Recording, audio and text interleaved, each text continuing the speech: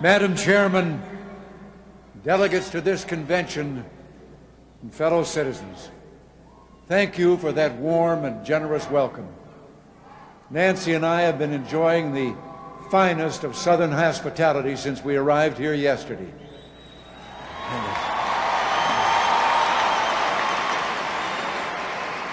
And believe me, after that reception, I don't think the Big Easy has ever been bigger than it is tonight.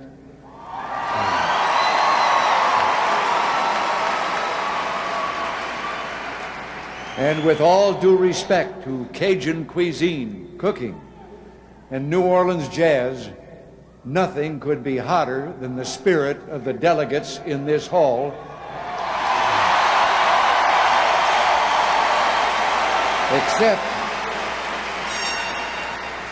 Except maybe a victory celebration on November 8th.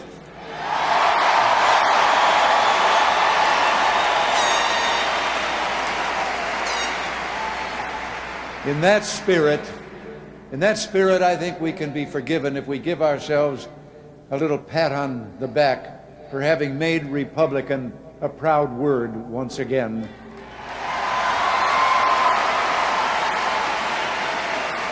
And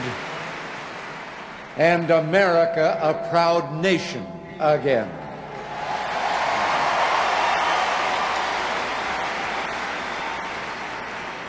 Nancy and I are so honored to be your guests tonight, to share a little of your special time, and we thank you. Now, I want to invoke executive privilege to talk for a moment about a very special lady who has been selfless, not just for our party, but for the entire nation. She is a strong, courageous, and compassionate woman.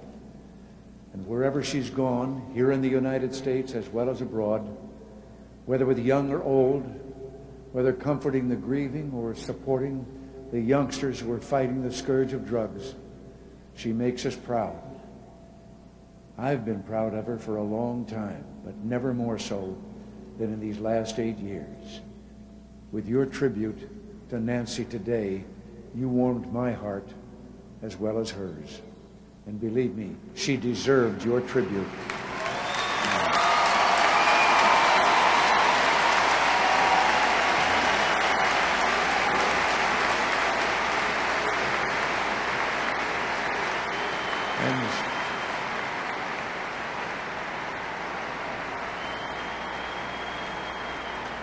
And I am deeply grateful to you for what you have done. When people tell me that I became president on January 20th, 1981, I feel I have to correct them. You don't become president of the United States. You are given temporary custody of an institution called the presidency, which belongs to our people.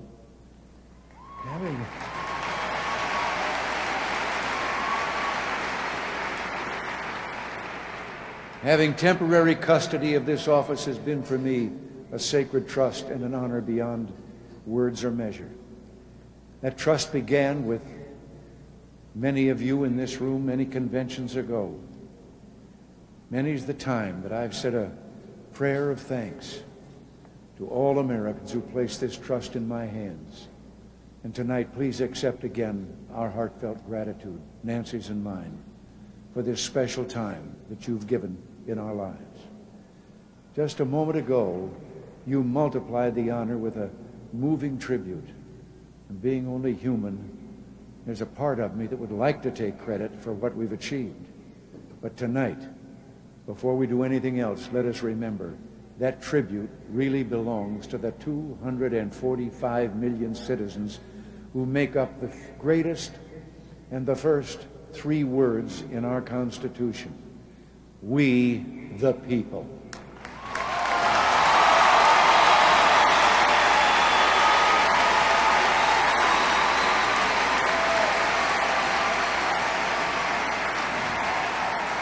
It is the American people who endured the great challenge of lifting us from the depths of national calamity, renewing our mighty economic strength, and leading the way to restoring our respect in the world. They are an extraordinary breed we call Americans. So if there's any salute deserved tonight, it's to the heroes everywhere in this land who make up the doers, the dreamers, and the life builders without which our glorious experiment in democracy would have failed. So,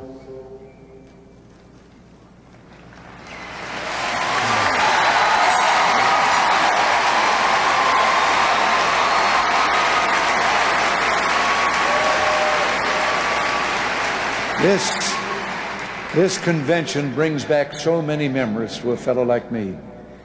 I can still remember my first Republican convention, Abraham Lincoln giving a speech that sent tingles down my spine. No, I have to confess I wasn't actually there. The truth is, way back then, I belonged to the other party. But surely we can remember another convention 8 years ago. We gathered in Detroit in a troubled time for our beloved country. And we gathered solemnly to share our dreams. And when I look back, I wonder if we dared be so bold to take on those burdens. But in that same city of Detroit, when the 20th century was only in its second year, another great Republican, Teddy Roosevelt, told Americans not to hold back from dangers ahead, but to rejoice. Our hearts lifted with the faith that to us and to our children it shall be given to make this republic the mightiest among the peoples of mankind, Teddy said those years ago. In 1980, we needed every bit of that kind of faith. That year it was our dream that together we could rescue America and make a new beginning, to create anew that shining city on a hill. The dream we shared was to reclaim our government, to transform it from one that was consuming our prosperity into one that would get out of the way of those who created prosperity.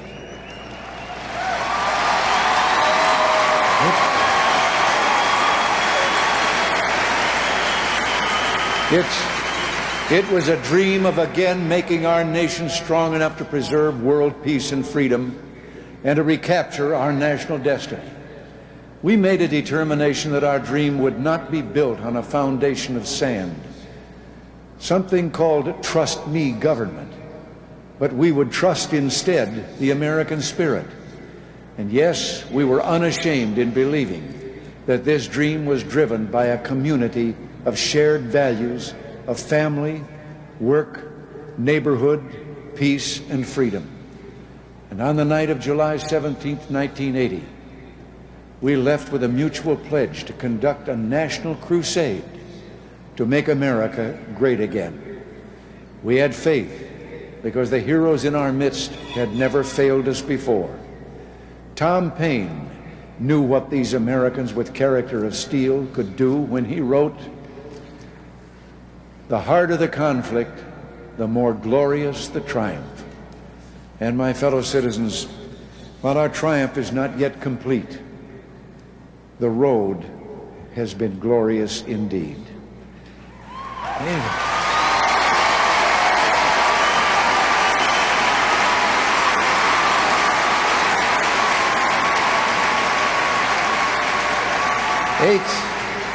Eight years ago, we met at a time when America was in economic chaos, and today we meet in a time of economic promise.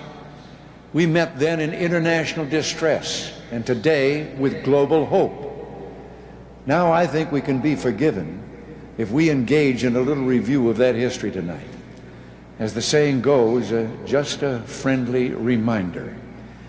I've been doing a little remembering of my own because of all that inflated rhetoric by our friends in Atlanta last month. But then inflation is their specialty.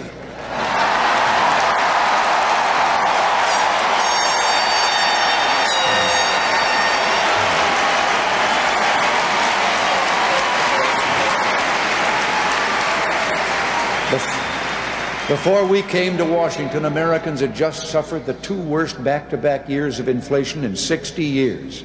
Those are the facts. And as John Adams said, facts are stubborn things. Interest rates had jumped to over 21%, the highest in 120 years, more than doubling the average monthly mortgage payments for working families, our families. When they sat around the kitchen table, it was not to plan summer vacations, it was to plan economic survival. Facts are stubborn things. Industrial agriculture production was down, and productivity was down for 2 consecutive years. The average weekly wage plunged 9%. The median family income fell 5.5%. Facts are stubborn things. Our friends on the other side had actually passed the single highest tax bill in the 200-year history of the United States. Auto loans, because of their policies, went up to 17%, so our great factories began shutting down. Fuel costs jumped through the atmosphere, more than doubling. Then people waited in gas lines as well as unemployment lines. Facts are stupid things. Stubborn things, I should say. And then there was the misery index.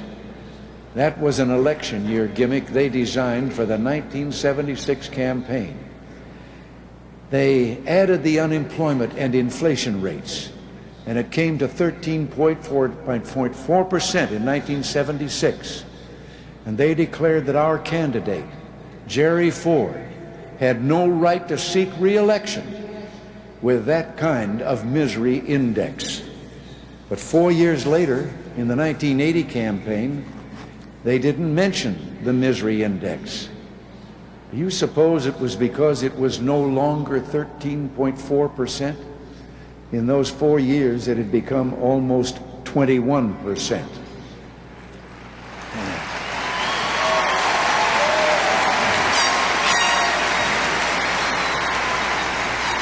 And last month in Atlanta at their convention, there was again no mention of the misery index. Why? Because right now it's less than 9.2%.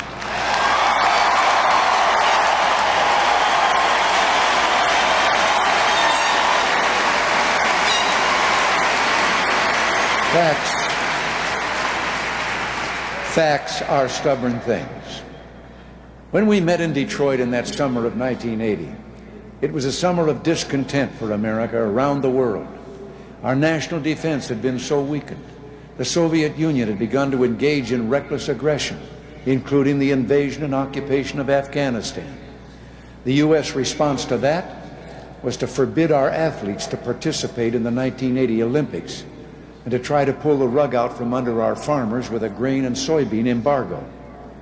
And in those years, on any given day, we had military aircraft that couldn't fly for lack of spare parts, and ships that couldn't leave port for the same reason or for lack of a crew. Our embassy in Pakistan was burned to the ground, and the one in Iran was stormed and occupied with all Americans taken as hostages. The world began to question the constancy and resolve of the United States.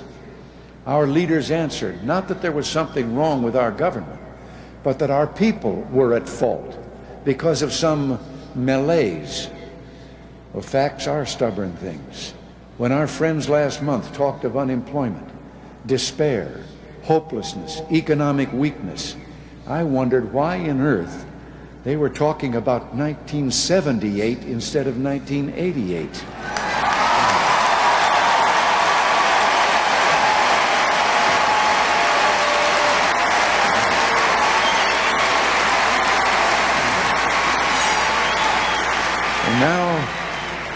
Now we hear talk that it's time for a change.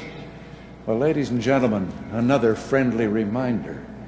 We are the change.